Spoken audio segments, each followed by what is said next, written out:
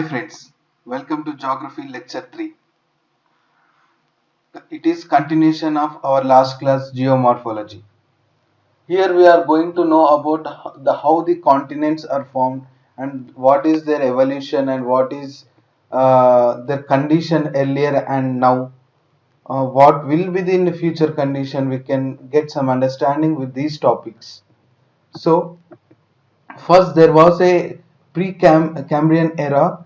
In that time it is called as Rodinia. This is called Rodinia place, means position.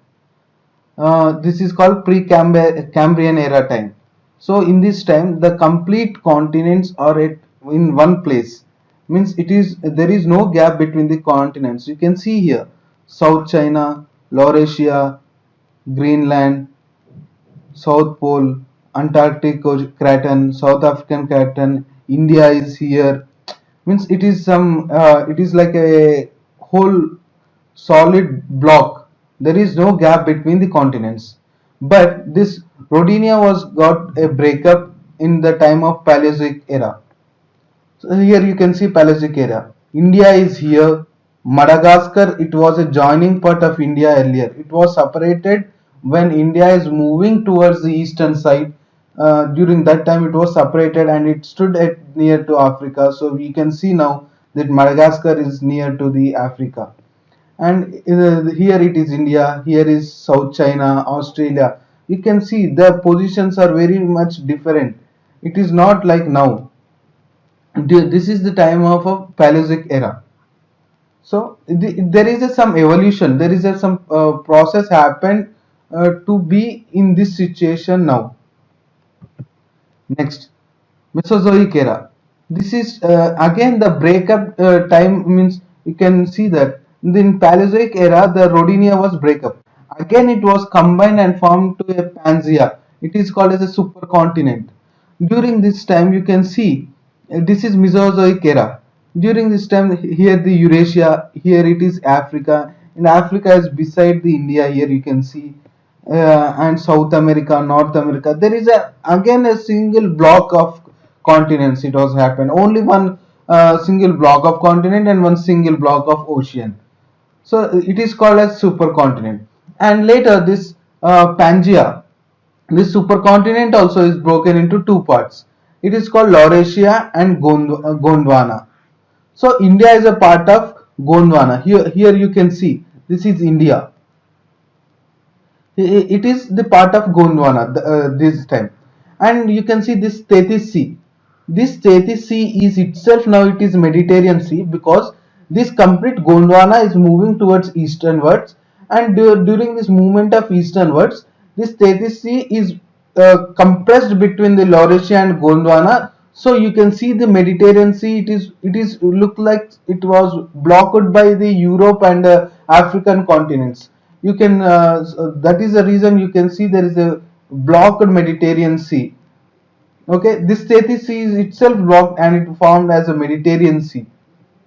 Okay, next this again you here you see seen that India is a part of Gondwana. Okay, so one second, India is a part of Gondwana. So this movement means these continents is a part of the these countries or continents are part of the Gondwana. So when we come to break up of Gondwana, to know about how the formation of India, I am explaining the part of the Gondwana. So here Gondwana, there is a part of in the Gondwana there is India, Africa, South America, Antarctica, and Australia. This Antarctica moved to the southern side, and this India started moving the northeastern side. So there was a movement like that, and Australia moved towards eastern side, and these movements take place. And the present position you can see it is like this. So India moved to northeastern side. In the movement of India, you can see from this image, you can clearly understand. Here, this started a movement of India, and it is the thing that there is movement of continents or countries. Still, it is there. So that is the reason we can see the increase in height of the Himalayas, because the India started moving from here from long million years ago, and it started and it is moving towards the northeastern side, and it is moving, and it means it touched the Eurasian plate. So when it touched the Eurasian plate, due to the collision between two land masses, there was a bulge up of the land mass that is called Himalayas. So still India is trying to touch hit the Eurasian plate. So there will be slight increase in the Himalayan height every time. So that is the reason we will see the increase in the Himalayas. So like this movement of India is still happening. It will happen still. Okay. Next. There are three main theories of geomorphology. Those are continental drift, seafloor spreading, and plate tectonic theory. So you can in this lecture we are going to discuss only about continental drift because it is a large topic. So we should have a clear understanding. For that, today we are going to only know about continental drift theory. This continental drift theory proposed by Alfred Wegener. He is a meteorologist and he set some theories how the geomorphological evolution was happened. So first he is saying that all continents are drifted. Earlier all are the parts of Pangea. Just now I said that Pangea is a supercontinent. It's like a super block. So the continents are drifted from Pangea. He said that. In that he has a first observation that this there is a good zigzag fit. What he want to explain is you know the zigzag fitting, like this there will be a zigzag and there will be perfect fitting between these things. So what you want to explain means the separated continents or countries he is matching with the other countries where it was earlier. It can be earlier. So there is a perfect zigzag fit. So you want to explain that like this. But some geographers are saying that it may be accidentally also it can be happened. There is we can't believe in that. So there is a second observation, age and composition of the rocks.